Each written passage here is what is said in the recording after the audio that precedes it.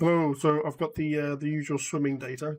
If I zoom in on something that has a bit of a spike to it, like this. So we've got a massive data here with a nice bit of data that comes off at a funny angle.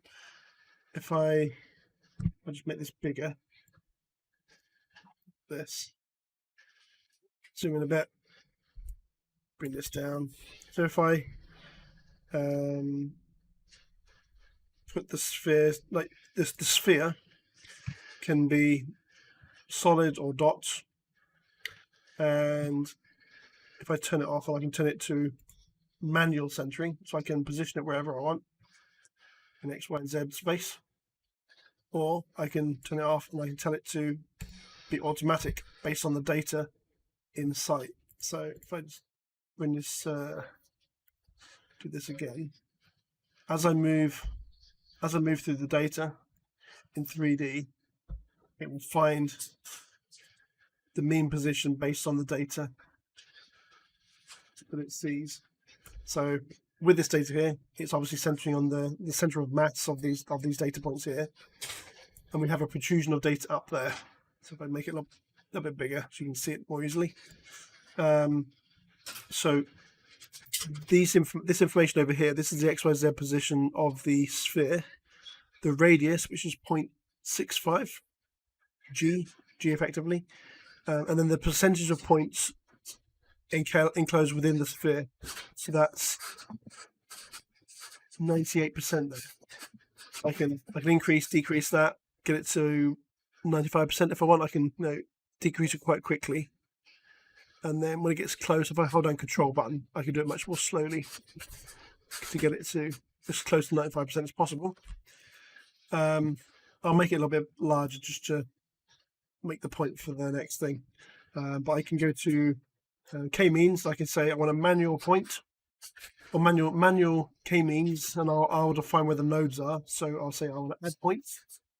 I can come here, I can place that there, just position it exactly in XYZ space.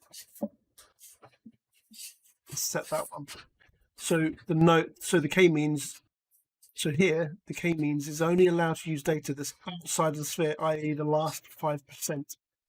And it's basically finding the center of mass of the data points within that cluster of data there. So if you had two sets of data from your butterfly wings, then we could define one node here and another node here. So you'd have two vectors, which effectively could be defined as coming from the center of the sphere out and out. So I think we're basically nearly there. So really, I need to know what it is you're after at the final point. Is it effectively the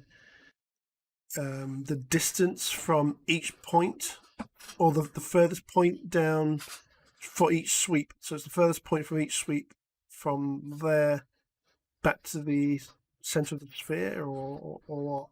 If you can just reiterate the last bit of what you're after, I can try and get that done for you. I can put this to manual. See how it's all calculated on the fly. So the k-means is taking into account this negate sphere, whatever you want to call it. It's all a bit of fun. Even going through the data, and see how it's all. Well, if I can put this to an automatic sphere, so it's all kind of crazy, but it all works nicely. So yeah, nearly there. Anyway, speak soon.